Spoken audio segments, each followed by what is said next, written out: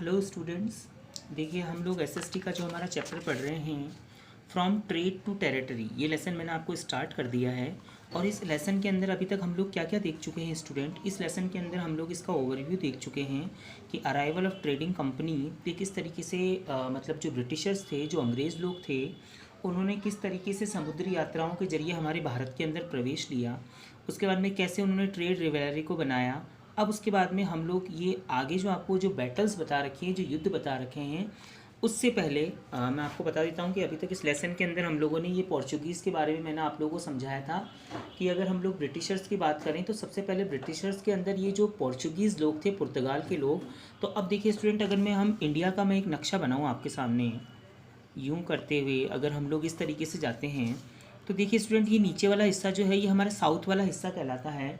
तो ये जो पोर्चुगीज़ थे यानी कि पी यानी कि ये जो पोर्चुगीज़ थे, ये इधर गोवा वाले हिस्से के अंदर अपना कब्ज़ा जमा करके बैठे थे। ये जैसे ही समुद्र के रास्ते से आए थे अरब सागर के द्वारा, अरब सागर से होते हुए जैसे ही इन्होंने हमारे इंडिया के अंदर एंट्री ली थी, तो इनको गोवा बहुत मतलब इनकी पसंदीदा जगह इन्होंने चुन ली। क्योंकि जो इनका ये लोग जो पुर्तगाल से आए थे, तो बच्चों हम लोग ये कह सकते हैं कि पुर्तगाल के अंदर जैसा क्लाइमेट होता है या फिर पुर्तगाल के अंदर जैसा थोड़ा जनजीवन जो मिलता जुलता है, तो हम लोग इसको यूँ कह सकते हैं कि वो एरिया गोवा और उसके आसपास वाला दीव दमन वाला हिस्सा इनको बहुत पसंद आया। तो इसीलिए उन्होंने अपनी ब्रिटिश कंपनी की मतलब जो शुरुआत है वो यहीं से कर दी थी। तो इस वाले पैराग्राफ के अंदर मैंने आप लोगों को बताया था क्वीन एलिजाबेथ के बारे में। तो इन्होंने क्या किया था कि ये जो पोर्चुगीज़ थे, इन्होंने क्वीन एलिजाबेथ से मतलब ऑर्डर लेकर के, और इंडिया के अंदर उस वक्त राज किसका चल रहा था, अगर हम बात करें कि जब अंग्रेज़ों ने, इन ब्रिटिशर्स लोगों ने अपने व्यापार की शुरुआत के लिए कंपनी को बसाना या स्थापित करना शुरू किया था, तो स्टूडेंट उस वक्त औरंगज़ेब का शासन था हमारे भारत देश के अंदर। अगर मैं आप लोगों को औरंगज़ेब के बारे में बताऊं, अभी बताऊंगा आपको, तो पोर्चुगीज़ ने, आप लोग इतना सा ध्यान रखेंगे कि पुर्तगाल के जो लोग थे यानी ब्रिटिशर्स जो पुर्तगाली थे, तो ये पुर्तगाल के लोगों ने अपना हिस्सा किस हिस्से को बना लिया, गोवा दीव दमन के आसपास वाले हिस्से को बना लिया। वो जगह उनको बहुत पसंद आई और उन्होंने कंपनी रूल्स के अकॉर्डिंगली फरमान कहाँ से जारी एक इशू करवा लिया, क्वीन एलिजाबेथ से करवा लिया था। रॉयल चार्टर प्लेन जो मैंने आप लोगों को बताया था, जो लंदन से ये मर्चेंट वगैरह आए थे, तो उन्होंने फरमान जारी करके, और ये फरमान किसके पास भिजवाया था उन्होंने स्टूडेंट। अब अंग्रेज़ों के पास तो इतना उस वक्त अधिकार था नहीं कि वो खुद ही आकर के वहाँ पे कंपनी को स्थापित कर ले, लेकिन उन्होंने औरंगज़ेब के पास भेज करके इसको और वहाँ से एक फरमान जारी करवाया। और औरंगज़ेब ने जब इस फरमान को जारी किया तो इन्होंने गोवा और दीव दमन के आसपास वाले हिस्से के अंदर अपनी ब्रिटिश इंडिया कंपनी की शुरुआत कर ली। अब आता है, अब स्टूडेंट आगे जो ब्रिटिशर्स, जो दूसरे ब्रिटिशर्स थे, मतलब वो भी ब्रिटिशर ही थे, तो इन ब्रिटिशर्स को हम लोग, वो पोर्चुगीज़ वाले नहीं थे स्टूडेंट, वो पुर्तगाल वाले नहीं थे, लेकिन ये ब्रिटिशर्स यानी ब्रिटेन के हम कह सकते हैं। तो ये जो और धीरे धीरे, क्योंकि क्या होता है कि आप लोग इसको यूँ समझिए कि जब एक अंग्रेज आया, उसने पूरे भारत को देखा और देखा कि यहाँ पर इतनी धन संपदा है, तो इतनी धन संपदा है, तो वो उनमें से कुछ आदमी फिर से वहाँ पे गए, कहाँ, यूरोप के अंदर। और क्योंकि यूरोप तो एक बहुत बड़ा कॉन्टिनेंट है, तो उसमें से पोर्चुगीज़ आए थे, उसमें से ब्रिटिशर्स आए थे, उसमें से ब्रिटेन के लोग आए थे, उसमें से फ्रांसीसी लोग आए थे। तो ये पोर्चुगीज़ ने यहाँ हिस्सा जमा लिया, औरंगज़ेब से फरमान जारी करवा लिया और औरंगज़ेब ने इनको फरमान जारी कर भी दिया था। अब हम लोग देखते हैं स्टूडेंट कि और जो ब्रिटिशर्स यानी ब्रिटेन के जो लोग थे, फ्रांसीसीज जो थे, ये जो और भारत में आना शुरू किया, क्योंकि इनको ही पता चला कि भारत के अंदर से कच्चे माल की आपूर्ति हम लोग लेंगे, कच्चा माल हमारे देश के अंदर लेके आएंगे, तो हमें कितना फ़ायदा होगा। तो स्टूडेंट्स, औरंगज़ेब जो था, हम लोग ये कह सकते हैं हमारे इंडिया की हिस्ट्री के अंदर, भारतीय इतिहास के अंदर औरंगज़ेब को सबसे क्रूर शासक माना जाता है। लेकिन अगर हम एक सही मायने के अंदर देखें तो स्टूडेंट, औरंगज़ेब जो था, औरंगज़ेब को क्रूर शासक बोलते हैं। उसका जो पावर चलाने का तरीका था, उसका जो शासन चलाने का तरीका था, वो थोड़ा सा टिपिकल था, थोड़ा सा हार्ड था, लेकिन उसकी नीतियाँ बहुत जगह सही भी थी। तो अब आप लोग देखिए स्टूडेंट, ये इतना लेसन आपको समझ में आया।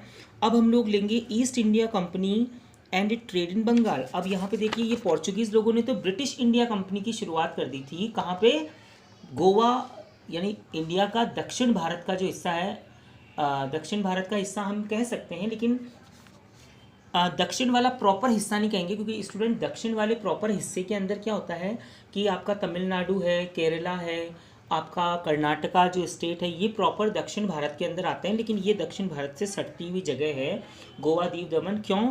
क्योंकि केरला के अंदर जो अरेबियन सी है वो कनेक्टिविटी लिए हुए है कहाँ पे? गोवा, दीव दमन के साथ में, और यही कनेक्टिविटी गुजरात के अरब सागर से लिए हुए है, तो टोटल वो पूरा अरब सागर एक ही है। अब ईस्ट इंडिया कंपनी के जो ब्रिटिशर्स लोग आए थे, जो ब्रिटेन के लोग आए थे, तो उन्होंने भी क्या सोचा स्टूडेंट कि हम लोग भी कोई ऐसी जगह का चुनाव करें जहाँ पर हम लोग हमारी इस ईस्ट इंडिया कंपनी को आगे चला सकें। तो देखिए स्टूडेंट, ये पूरा जो पैराग्राफ है, the first Indian factory setup, जो बंगाल से शुरू हो रहा है और ये यहाँ पर मुर्शीद कुली खान तक ख़त्म हो रहा है। तो ये आप अपने बुक के अंदर इसको इंग्लिश में रीड करेंगे, सर इसको हिंदी में एक्सप्लेन कर रहे हैं। तो the first India English factory was setup on the bank of river Hooghly. ये लाइन बहुत इंपॉर्टेंट है। आप लोग ये कहेंगे कि ईस्ट इंडिया कंपनी, यानी अंग्रेजों ने जिस कंपनी की शुरुआत की थी, तो ये ईस्ट इंडिया कंपनी जो है, जो ट्रेड करना चाहती थी, व्यापार करना चाहती थी, कहाँ पे? उन्होंने बंगाल को अपनी जगह चुना, और ये उन्होंने इंग्लिश फैक्ट्री की स्थापना करी। कहाँ पर करी? इन्होंने कलकत्ता के अंदर एक रिवर है हुगली नदी, आप लोग जानते हैं, आप लोग नेट पे सर्च कर सकते हैं। जो हमारी गंगा रिवर है, गंगा नदी को तो आप सब लोग जानते हैं, तो गंगा रिवर जब बंगाल के अंदर पहुंचती है तो कलकत्ता में जाते जाते उसको हुगली नदी के नाम से जाना जाता है। तो 1651 के अंदर, 1651 के अंदर इन ब्रिटिशर्स ने इंग्लिश फैक्ट्री को कहाँ पर स्थापित किया? नींव कहाँ पे रखी उसकी? हुगली नदी के किनारे के ऊपर, बंगाल के अंदर।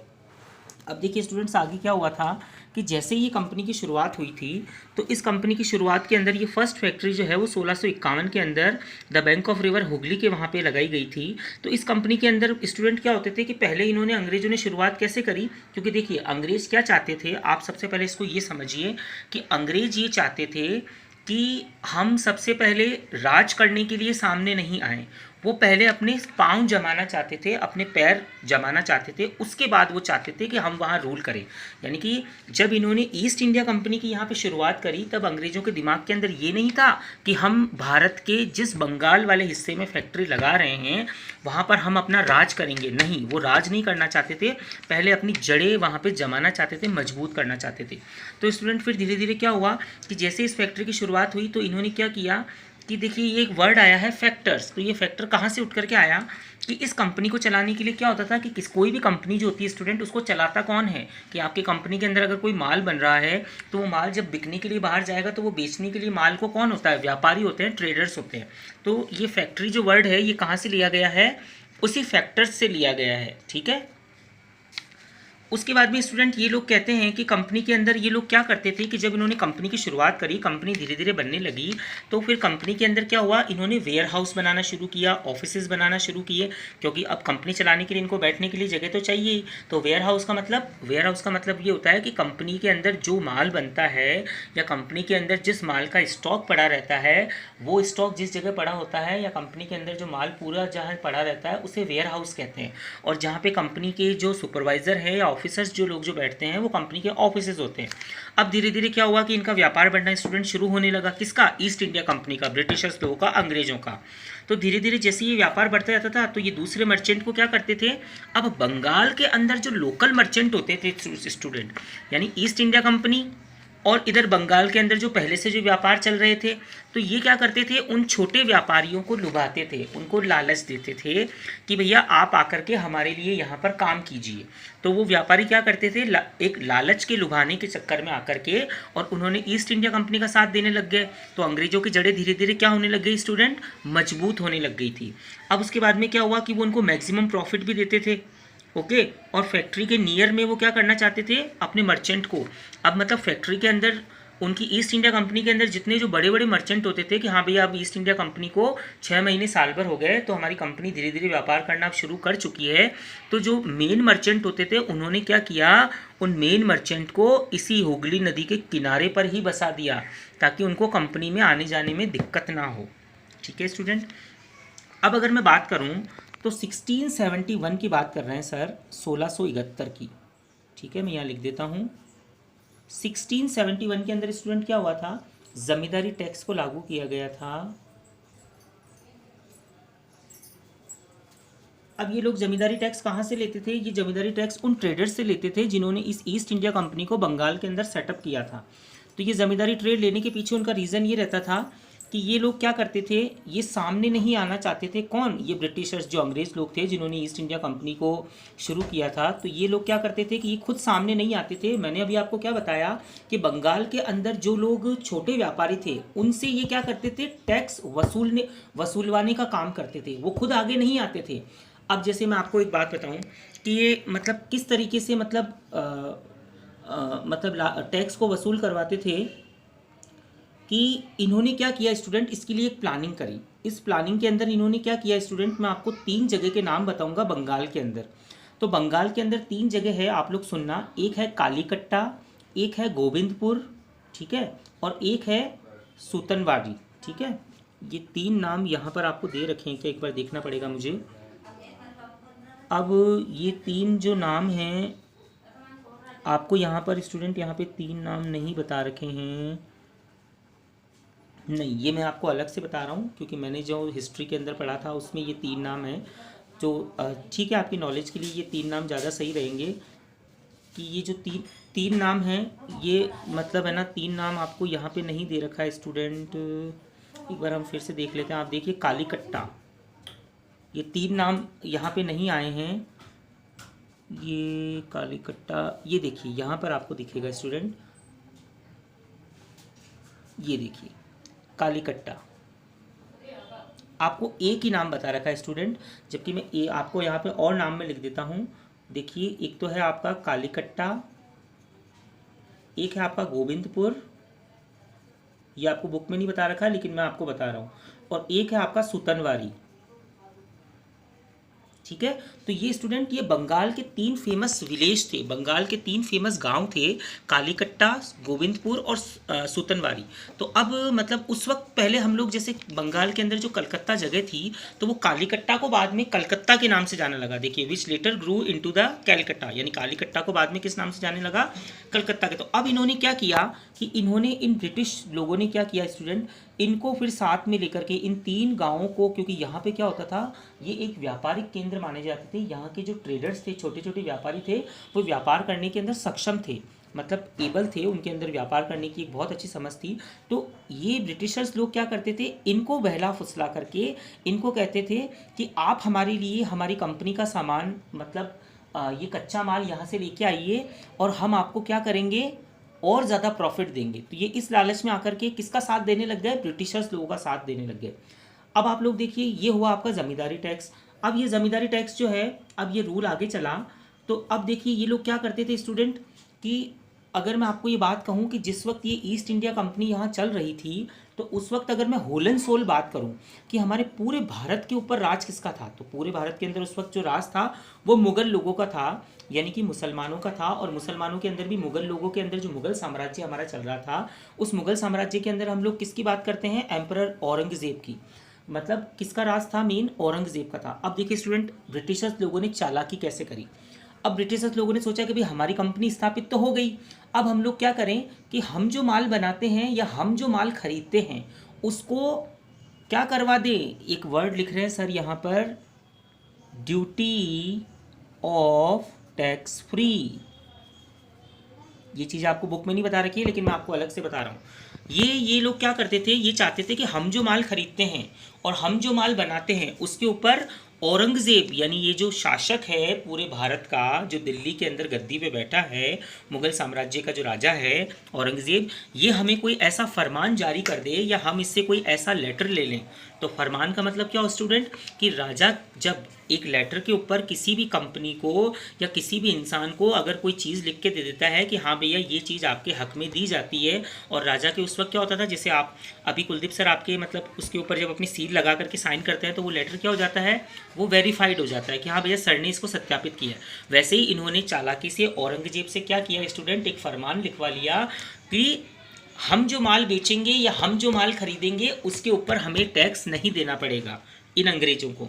अब देखिए ये लोग इसका मिसयूज़, अब इस फरमान का इन्होंने मिसयूज़ कैसे किया, आगे चल कर के इन्होंने क्या किया स्टूडेंट, कि औरंगज़ेब ने तो इनकी खुद की कंपनी के लिए ये फरमान लिख करके दिया था कि भाई चलो अगर ये भारत के अंदर व्यापार करना चाह रहे हैं तो इस व्यापार को बढ़ाने के लिए हम लोग इनको क्या करते हैं, वो फरमान दे देते हैं, ठीक है। तो उन्होंने, औरंगज़ेब ने एक सही मन से दिया था। लेकिन अब इन अंग्रेज़ों ने उस फरमान का मिसयूज़ कैसे किया वो आप लोग देखिए। इस फरमान का स्टूडेंट उन्होंने मिसयूज़ कैसे किया ये यहाँ पर है।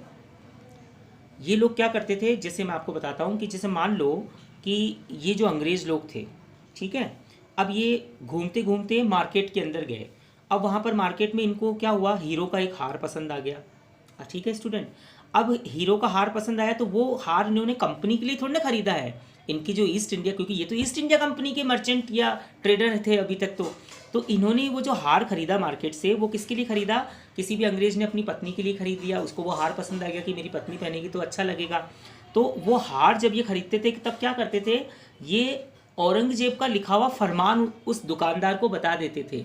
तो वो जो हार होता था वो क्या हुआ स्टूडेंट, वो टैक्स फ्री हो गया। अब वो दुकान वाला इनसे टैक्स नहीं लेता था, क्यों, क्योंकि भाई साहब हमारे भारत के जो राजा हैं, हमारे जो सुल्तान हैं औरंगजेब, उन्होंने फरमान दे रखा है किनको, इन ब्रिटिशर्स को, ईस्ट इंडिया कंपनी वालों को, कि ये कोई भी चीज़ बेचेंगे या खरीदेंगे तो उसके ऊपर क्या होगा, टैक्स नहीं देना है इनसे या नहीं देना है। तो वो हार क्या हुआ स्टूडेंट, इन्होंने खरीद लिया, किसने, ब्रिटिशर्स ने उस दुकान से, और वो टैक्स फ्री के अंदर आ गया। तो ये लोग उस फरमान का इस गलत तरीके से, तो मैंने आपको सिर्फ एक एग्जांपल दिया है हार का, ऐसे ये पता नहीं कितनी चीज़ों को स्टूडेंट खरीद लेते थे ये ब्रिटिशर्स लोग, ये ईस्ट इंडिया कंपनी के जो ट्रेडर्स थे, व्यापारी थे, बड़े बड़े अंग्रेज अधिकारी, और इस तरीके से ये क्या करते थे, नुकसान करते थे। तो अब ये नुकसान किसका हुआ, औरंगजेब का हुआ, भारत की अर्थव्यवस्था का नुकसान हुआ। अब क्या हुआ स्टूडेंट, एक व्यक्ति आया, मुर्शीद कुली खान। अब ये जो मुर्शीद कुली खान है उसको ये अंग्रेजों की चीज़ पसंद नहीं है।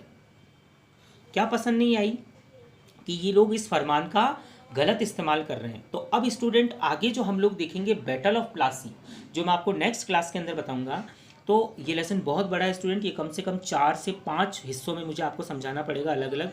तो अब देखना, ये मुर्शीद कुली खान जो है स्टूडेंट, तो ये कंपनी का गलत फ़ायदा उठाने लगे, ठीक है। तो अब पर्सनल के तौर पर भी इसको इस्तेमाल करने लगे कि भाई तुम्हारे को तो व्यापार के तौर पे हमने फरमान जारी करवाया है या फरमान दिया, अब आप लोग तो अपने पर्सनल चीज़ों के लिए भी इनका फरमान का गलत इस्तेमाल कर रहे हैं। तो इससे क्या हुआ स्टूडेंट, बंगाल को लॉस होने लगा, ठीक है, बंगाल के अंदर अर्थव्यवस्था गड़बड़ाने लगी। तो ये चीज़ जो वहाँ के बंगाल के उस वक्त नवाब थे, ठीक है, तो औरंगजेब तो राजा थे पूरे भारत के, लेकिन बंगाल का नवाब किसको अपॉइंटेड किया हुआ था, मुर्शीद कुली खान को। और ये चीज़ मुर्शीद कुली खान को इन अंग्रेज़ों के, ब्रिटिशर्स लोगों की, ईस्ट इंडिया कंपनी वालों की पसंद नहीं आई, और फिर उन्होंने क्या किया कि इस चीज़ को रोकना शुरू किया। तो अब देखिए स्टूडेंट, कंपनी वर्सेज, ये देखिए सर के जो नोट्स हैं इसके अंदर कंपनी वर्सेज, सर ने क्या लिखा हुआ है कि company versus Nawab of Bengal. तो यानी कि कंपनी जो है मतलब मुर्शीद कुली खान और अब इन ब्रिटिशर्स लोगों के बीच में क्या हुआ, लड़ाइयाँ शुरू होने लग गई, क्योंकि ये लोग बंगाल को नुकसान नहीं होने देना चाहते थे, जबकि ईस्ट इंडिया कंपनी के जो लोग थे, अंग्रेज़ थे, वो तो पूरे भारत को ही लूटने के चक्कर में हमारे भारत देश के अंदर आए थे। तो उन्होंने क्या किया कि अगर मैं फिर उस इंडिया के नक्शे की अगर आपको बात करूँ तो ये यहाँ पर ये जो हमारा बंगाल स्टेट है, कोलकाता जो है, तो अब ये जो ईस्ट इंडिया कंपनी कहाँ पर स्थापित हो गई स्टूडेंट, आप लोग क्या कहेंगे, बंगाल के अंदर स्थापित की गई थी। तो ये मुर्शीद कुली खान को ये चीज़ पसंद नहीं आई, और उसने कहा कि आपने अब तक जो मनमानी कर ली है वो अब आपकी मनमानी नहीं चलेगी। तो अब अंग्रेज़ लोगों को क्या हुआ, उनको गुस्सा आने लगा, ब्रिटिशर्स लोगों को गुस्सा आने लगा, और वो ब्रिटिशर्स जो थे, आप आगे चल करके क्या हुआ स्टूडेंट, कि इसको देखिए, यहाँ से देखिए, this made the Nawab of Bengal Murshid Quli Khan rise up in protest, यानी वो बंगाल को बचाना चाहते थे, राइज प्रोटेस्ट करना चाहते हैं, and the defeated of Nawab what that the forces led by Mir Jafar one of Sirajuddaula commander, यानी इनके अंडर में एक कमांडर आता था सिराजुद्दौला, तो never fought the battle. Clive had manage to secure his support by promising to make him Nawab after crushing Sirajuddaula. तो अब हम लोग देखेंगे कि स्टूडेंट मुर्शीद कुली खान और ये बंगाल के अंदर जो ईस्ट इंडिया कंपनी के जो ब्रिटिशर्स थे, अंग्रेज़ लोग थे, उनके बीच में जो लड़ाई हुई, अब ये लड़ाइयाँ शुरू होगी। अब तक अंग्रेज़ लड़ाई नहीं कर रहे थे, अब तक तो अंग्रेज़ क्या कर रहे थे कि गोवा दीव दमन के अंदर पोर्चुगीज़ जो अंग्रेज़ आए थे वो तो ब्रिटिश इंडिया कंपनी की शुरुआत करके बैठ गए, व्यापार करना शुरू कर दिया, और इधर बंगाल के अंदर ईस्ट इंडिया कंपनी की शुरुआत हो गई। लेकिन अब जब हमारे भारत के जो नवाब थे, मतलब बंगाल के जो नवाब थे मुर्शीद कुली खान, इनको जब ये चीज़ स्टूडेंट पसंद नहीं आई, तो उसके बाद में फिर लड़ाइयाँ शुरू होने लग गई, और यहाँ से लड़ाइयों का दौर अब शुरू हुआ है। तो पहली आएगी बैटल ऑफ प्लासी, जो सर आपको नेक्स्ट क्लास के अंदर बताएंगे।